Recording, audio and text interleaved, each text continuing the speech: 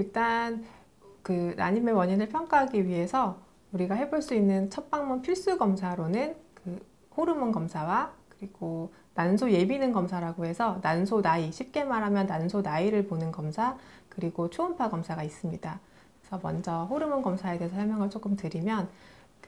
보통 호르몬 검사는 월경 주기 2, 3일째에 시행을 합니다. 그래서 그때 시행을 하는 이유는 그때의 그 시상하부와 뇌하수체 그리고 난소 이 세 가지 축에 의해서 우리의 그 생리 주기가 돌아가는데 그때의 상태를 가장 잘 반영해 주기 때문에 우리가 보통 생리 둘째 날 아니면 셋째 날에 오셔서 피검사 시행을 하고요. 그 호르몬 검사를 통해서 그 중추 요인, 그러니까 머리에서 문제가 있는 경우와 그리고 난소 요인, 난소 쪽에서 문제가 있을 때 그런 것 때문에 생리 불순이라든지 아니면 생리 불규칙 이런 것들이 생길 수 있기 때문에 그때의 호르몬 상태를 확인하기 위해서 보통 2, 3일째 때 시행을 하게 되고 또 기타 또 내분비적 요인에 의해서 그 난임의 원인이 생길 수 있는데 그런 것들을 확인하기 위해서 피검사를 할 때 갑상선 기능 검사와 프로락틴 그런 검사를 같이 시행을 하게 됩니다.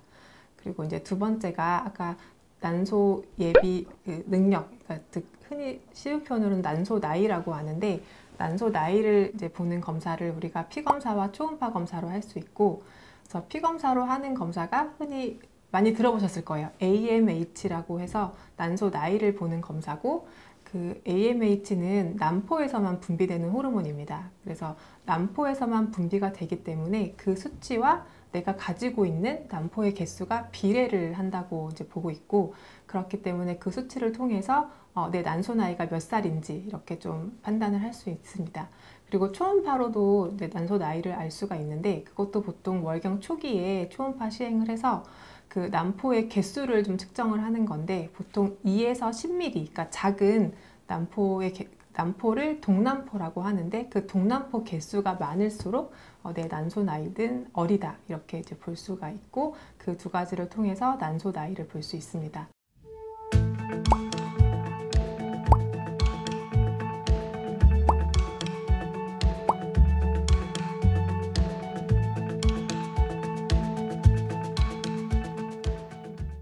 그리고 이제 마지막이 초음파 검사고, 사실 초음파는 가장 기본적으로 많이 시행되는 검사인데 이제 자궁의 상태도 평가할 수 있고 자궁 기형의 여부라든지 자궁 내막에 질환이 있는지 이제 이런 것들도 평가를 할 수 있고, 또 난소 쪽으로도 난소의 부피라든지 방금 전에 설명했던 동남포 수의 측정 같은 것들을 통해서 그 난임과 좀 관련이 깊은 다낭성 난소 증후군이라는 이제 질환이 있는데 이제 그 초음파를 통해서 난소를 보고 좀 다낭성 난소 증후군도 진단을 할 수 있게 됩니다. 그래서 이렇게 세 개가 여자가 할 수 있는 이제 첫 방문 필수 검사가 되겠고,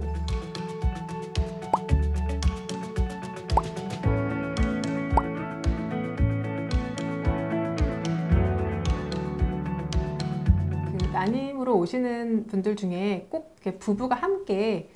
검사를 받는 것이 중요해요. 그래서 그 이유는 여성 때문에 난임이 원인인 게 보통 20, 30%, 그리고 남성 때문에 난임이 원인인 경우가 비슷하게 20, 30%이기 때문에 남자 역시도 검사를 받아야 하고, 그래서 남자 같은 경우에는 첫 방문 필수 검사로 정액 검사가 있습니다. 그래서 정액 검사는 그 1회의 사정량, 그리고 정자의 농도, 정자의 수, 그리고 운동성과 정상 정밀 형태 이렇게 5가지 정도로 판단을 할 수 있습니다. 피검사가 좀 여러 가지가 있는데요. 그 난임 검사에서 좀 중요하다고 생각되는 피검사는 첫 번째는 방금 전에 말했던 난소 나이를 보는 그 AMH 수치, 이제 그 검사가 조금 중요하다고 생각이 되고, 그리고 또 하나는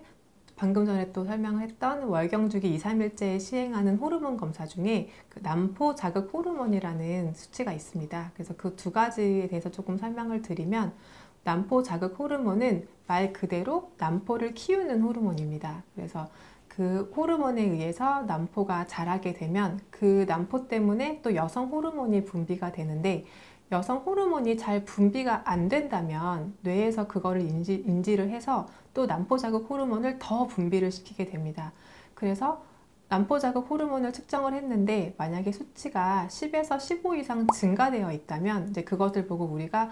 조금 난소 기능이 저하되어 있구나 라고 좀 판단을 할 수 있습니다. 그래서 보통 10에서 15 정도 이상이면 문제가 있다라고 보고, 두 번째로 그 AMH 난소 나이 보는 그 수치는 아까도 말했듯이 난소의 나이를 보는 이제 수치인데 이거는 난포에서만 분비가 되는 호르몬입니다. 그래서 이 수치가 높으면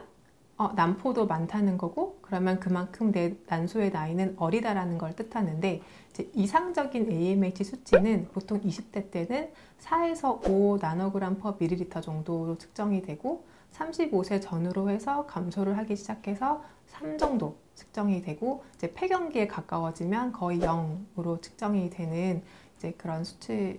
양상을 보이고, 이제 그렇지만 우리가 좀 많이 들어본 질환 중에 다낭성 난소 증후군이라는 질환이 있는데, 이것도 조금 이따가 제가 아마 설명을 드릴 기회가 있을 것 같은데, 그런 경우에는 워낙에 가지고 있는 배란되지 못한 난포들이 많이 그 난소에 모여 있는 그런 질환이기 때문에, 그런 경우에는 AMH 수치가 나이에 상관없이 5 이상 측정되는 경우가 되게 많습니다. 그래서 그 AMH 수치가 무조건 높다고 좋은 것은 아닙니다.